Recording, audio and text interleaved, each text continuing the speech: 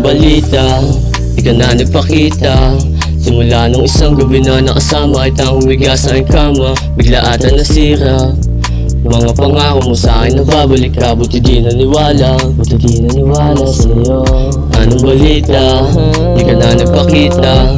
Simula nung isang gabi na nakasama kitang humiga sa aking kama, bigla ata nasira mga pangako mo sa akin na babalik ka. Buti di naniwala, buti di naniwala sa'yo. Sa mga salita na iyong binitawan na puro kasinungalingan, siguro hindi mo alam na alam ko na yung mga ganyang galawan. Sa unang tingin kabisado agad, gusto lang naman sa akin na magpahubad, kaya binigay ko kung anong hangad. Pagtapos inamin mo sa akin na mayroong nagsabi sa'yo na iba ako kapag sumagad. Kaya pala kahit alam mo mali, gusto mo pa din makatabi. Sabi mo sa akin salamat, ayos lang. Pagtapos nito di mo nakausapin ulit, pero hindi maiwasan sumagi sa isip ko na tanungin kung anong balita. Di ka na nagpakita.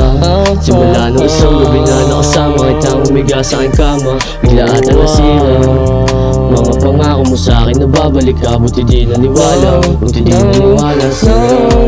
Anong balita? Di ka na nagpakita.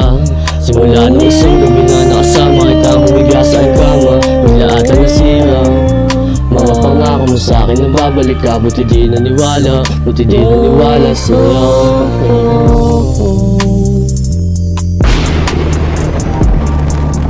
Wait lang, pakinggan mo to. Gusto ko lang naman mahawakan, mamapanak ko, makasama't makayakap ka lang ang hinahanap ko. Bigan at sumama ka dito sa aking mundo. Ibibigay ko ang lahat, kahit na mapamaga. Painitin natin ang gabi, akinin ang bawat sandali na tayo magkasama bago umuwi, bago umuwi, bago umuwi. Halika sandali, halika sandali. Sana ay mapagbigyan na